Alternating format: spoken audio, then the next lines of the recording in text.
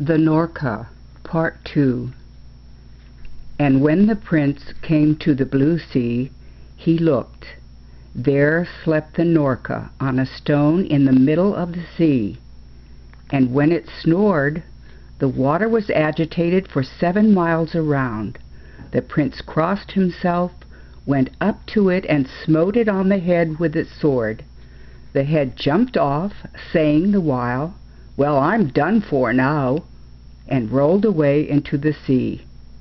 After killing the beast, the prince went back again, picking up all 3 sisters by the way, with the intention of taking them out into the upper world. For they all loved him and would not be separated from him. Each of them turned her palace into an egg, for they were all enchantresses, and they taught him how to turn the eggs into palaces and back again, and they handed over the eggs to him.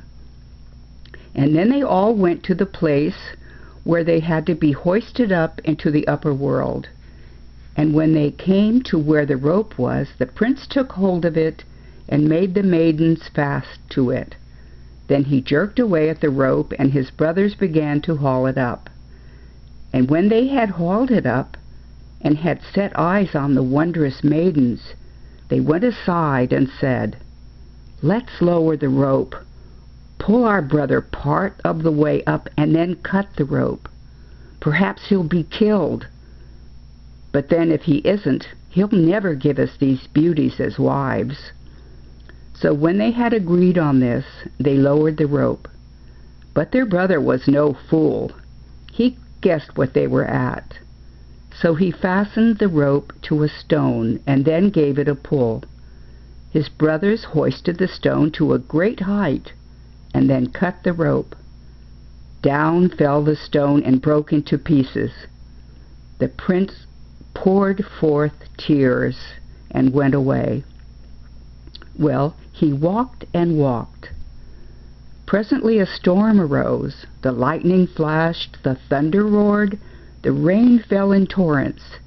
He went up to a tree in order to take shelter under it, and on that tree he saw some young birds, which were being thoroughly drenched. He took off his coat and covered them over with it, and he himself sat down under the tree. Presently there came flying a bird, such a big one that the light was blotted out by it. It had been dark there before, but now it became darker still. Now this was the mother of those small birds, which the prince had covered up. And when the bird had come flying up, she perceived that her little ones were covered over, and she said, "Who has wrapped up my nestlings?" And presently, seeing the prince, she added, "Didst thou do that? Thanks. In return, ask of me anything thou desirest. I will do anything for thee." "Then carry me into the other world," he replied. "Make me a large vessel with a partition in the middle," she said. "Catch all sorts of game and put them into one half of it, and into the other half pour water, so that there may be meat and drink for me." All this the prince did. Then the bird, having taken the vessel on her back, with the prince sitting in the middle of it, began to fly.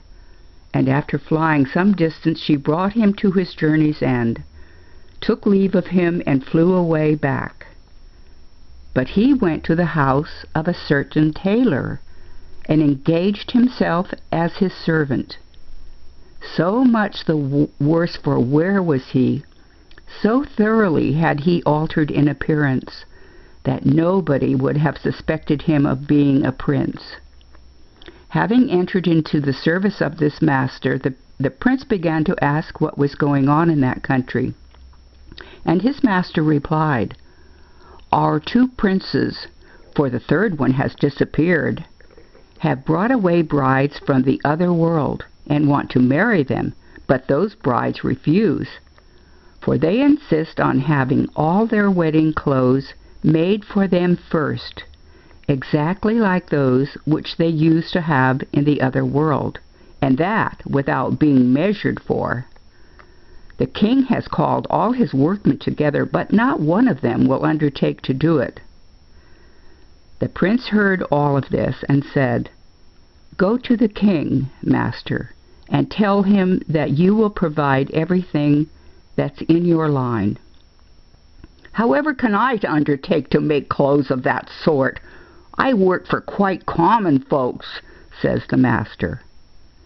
"Go along, master. I will answer for everything," says the prince. So the tailor went. The king was delighted that at least one good workman had been found, and gave him as much money as ever he wanted. When the tailor had settled everything, he went home, and the prince said to him, "Now then, pray to God and lie down to sleep. Tomorrow all will be ready." And the tailor followed the lad's advice and went to bed. Midnight sounded. The prince arose, went out of the city into the fields, took out of his pocket the eggs which the maidens had given him, and, as they had taught him, turned them into 3 palaces. Into each of these he entered, took the maidens' robes, went out again, and turned the palaces back into eggs, and went home. And when he got there, he hung up the robes on the wall and lay down to sleep. Early in the morning, his master awoke, and behold, there hung such robes as he had never seen before, all shining with gold and silver and precious stones. He was delighted, and he seized them and carried them to the king. When the princesses saw the clothes it was theirs when in the other world, they guessed that Prince Ivan was in this world, so they exchanged glances with each other, but they held their peace. And the master, having handed over the clothes, went home, but he no longer found his dear journeyman there. For the prince had gone to a shoemaker's, and him too he sent to work for the king. And in the same way he went the round of all the artificers, and they all proffered their thanks, inasmuch as through him they were enriched by the king. By the time the princely workmen had gone the round of all the artificers, and the princesses had received what they had asked for, all their clothes were just like what they had been in the other world. Then they wept bitterly, because the prince had not come, and it was impossible for them to hold out any longer. It was necessary that they should be married. But when they were about ready for the wedding, the youngest bride said to the king, "Allow me, my father, to go and give alms to the beggars." He gave her leave, and she went and began bestowing alms upon them, and examining them closely. And when she had come to one of them, and was going to give him some money, she caught sight of the ring which she had given to the prince in the other world, and her sister's rings too, for it really was he. So she seized him by the hand, and brought him into the hall, and said to the king, "Here is he who brought us out of the other world. His brothers forbade us to tell you that he was alive, threatening to slay us if we did."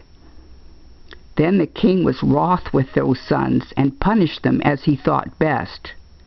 And afterwards 3 weddings were celebrated.